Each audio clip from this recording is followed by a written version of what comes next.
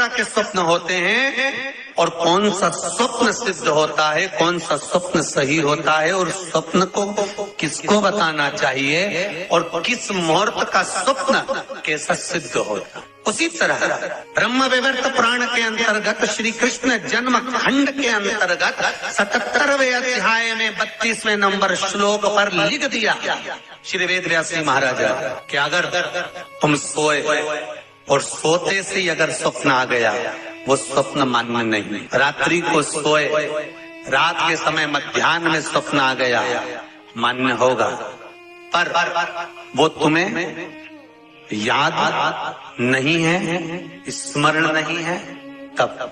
और फिर कहा ब्रह्म मुहूर्त में अगर आपने कोई स्वप्न देख लिया और स्वप्न श्रेष्ठ है, किसी से नहीं कहा, तो वो स्वप्न 2.5 महीना 3 महीने में सिद्ध हो जाता है, सम्मुख में प्रकट हो जाता है उस स्वप्न की।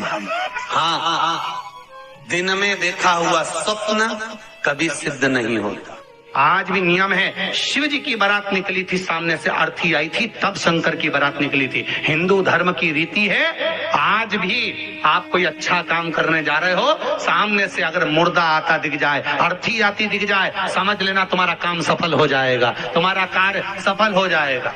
समझ लेना, आज भी नियम है, सामने से मुर्दा आता दिख जाए तो कार्य सफल है। स्वप्न में किसी मरे हुए व्यक्ति को देख लो, समझ लो कि आज कोई अच्छा काम होने वाला है। किसी अपने व्यक्ति को मरा हुआ देख लिया, समझ लेना उम्र बढ़ गई।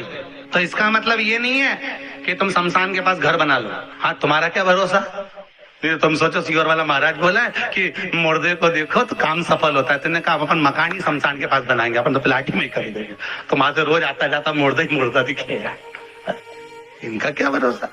किसी एक भक्त ने एक प्रश्न लिखकर भेजा था कि हमारे स्वप्न में शंकर जी का शिवलिंग दिखता है तो कैसा होता। हमने कहा इतनी सी बात के लिए तो आपको प्रश्न करने की जरूरत ही नहीं, पुराण को देख लीजिए, ब्रह्मवेत्ता पुराण उठाइए और उसका श्री कृष्ण जन्म खंड निकाल लीजिए, उसका 77वां अध्याय निकाल लीजिए, 77वें अध्याय का 32वां श्लोक निकाल लीजिए। ब्रह्म मुहूर्त में तुमने देखा, सुबह का समय, तुम्हारी बुद्धि में, तुम्हारे विवेक में अगर शिवलिंग का दर्शन हो गया है।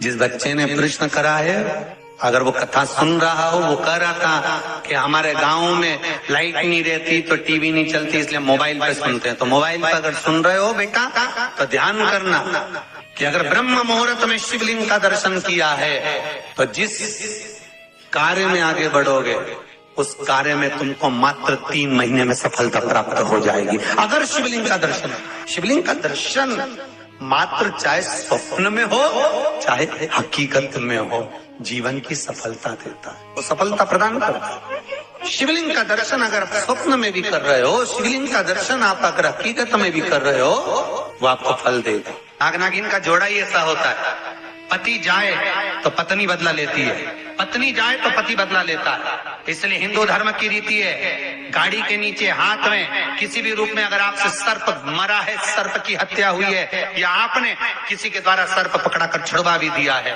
तो निवेदन रहता है चांदी का एक नाग नागिन छोटा सा बनाकर, छोटा सा उसको शक्कर के कलश में रखकर बांधकर शिव मंदिर में रखकर आ जाइए, उसको दे दो शिव बाबा को कि अब हमारी तरफ से हमने हाजिरी लगा दी, हमसे दुख, हमसे गलती हुई, हम क्षमा चाहते हैं। गलती मनुष्य से होती है, मानव से होती है, हो गई गलती, अब आपको साधन। स्वप्न में अगर सांप दिख रहा है, स्वप्न में सर्प नजर आ रहा है, पान का पत्ता, तांबुल पान का पत्ता, उस पान के पत्ते पर एक लाल चंदन से सर्प बना और सर्प बनाकर उसका शिव मंदिर में स्पर्श कराकर बहते पानी में छोड़कर आ जाइए, सर्प दिखना बंद, स्वप्न में कभी नहीं दिख सकता। सर्प का घर में सर्प आ रहा है, आस्तिक मुनि का स्मरण करिए, 5 लौंग, एक नाग नागिन का जोड़ा, छोटा सा, किसी भी स्थान पर ईशान कोण के अंतर्गत उसको थोड़ा सा खड्डा खोदकर 5 लौंग के साथ नाग नागिन के जोड़े को दबा दीजिए, मिट्टी पर डाल दीजिए। घर में जब नाग नागिन का जोड़ा आप दबाएं तब आस्तिक मुनि का नाम लेकर दबाएं, माँ मनसा का नाम लेकर दबाएं, जो नागों की बहन है, उस मनसा देवी का स्मरण कर कर उसको डाल दें। आज भी हमारे यहाँ हिंदू धर्म नीति है, जब पहला कालम नए मकान का पहला कालम जब भराता है, उसमें तांबे के कलश में नाग नागिन रखकर, कमल गट्टा रखकर, अमर बेल रखकर थोड़ी सी सरसों रखकर उसका पूजन कर पहले कालम के अंदर, जो पहला कालम भराएगा गड्ढे का, पहला जो सरिया रखाता है कालम भराता है, वास्तु पूजन के हिसाब से उसमें रखा जाता है। और वो तो वो उसके रखने के बाद भी जब मकान का मुहूर्त होता है तो वास्तु पूजन में नाग नागिन का जोड़ा रखाता है, वो भी उस मकान में कहीं ईशान के अंतर्गत उसको दबाया कोई। इसलिए कह देते हैं यहाँ पत्थर मत लगाना, यहाँ टाइल्स मत लगाना। पंडित जी से पूछोगे तो ब्राह्मण बता देगा इस जगह पर टाइल्स ना लगाइए, इस जगह पर पत्थर ना लगाइए, यहाँ पर वो गोला रखा जाएगा, यहाँ पर वो नाग नागिन का जोड़ा रखाएगा वास्तु पूजन के बाद। 4 लोहे की कील नागफणी की वास्तु पूजन में चारों मकान में चारों तरफ लगाई जाती है। क्यों लगाता है? कि कोई दोष हुआ हो, कोई जीव यहाँ रहता हो, सर्प का निवास हो, अगर मकान बनाने में टूट गया हो, किसी का मन दुखा हो तो वो मन ना दुखे।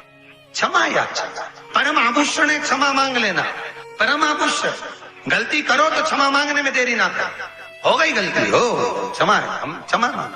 हे शंकर, हे शंभु, हे त्रिकालदर्शी, हे कैलाशी, हे अविनाशी, क्षमा करो गलती। तेरा ही दिया मैंने खाया पिया है, तेरा शुक्रिया,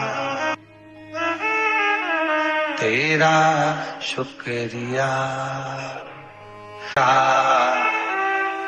तेरा सहा। रात में नींद नहीं आती हो, टेबलेट खाकर सोना पड़ता हो, रात भर नींद नहीं आ रही हो, कुछ मत करो, सोने के पहले भगवान शंकर की 5 लड़कियों का नाम 11-11 बार ले लो, पलंग पर जैसी पढ़ो वैसी 11-11 बार नाम ले लो। आपको टेबलेट खाने की जरूरत नहीं पड़ेगी, ऐसी नींद आएगी कि सुबह 6 बजे भी उठना बड़ी मुश्किल से उठोगे तब उठना पड़ेगा, ऐसी चक नींद आती है। जो टेबलेट खाकर सोते हो, रात को नींद की गोली खाते हो, उनको नहीं खाना। भगवान शंकर की 5 बेटियां याद रखिए। जिनको स्वप्न में सांप दिखते हो, सर्प नजर आते हो, या घर के बाहर या घर के अंदर बार-बार सांप आते हो, तो भगवान शंकर की 5 लड़कियों का नाम लेकर पान के पत्ते पर चंदन से 5 सांप बनाकर शंकर भगवान को छुलाकर जिसको स्वप्न दिखते हैं उसके ऊपर से 21 बार उसार कर बहते हुए पानी में डाल दीजिए। स्वप्न में कभी सांप नहीं नजर आएंगे।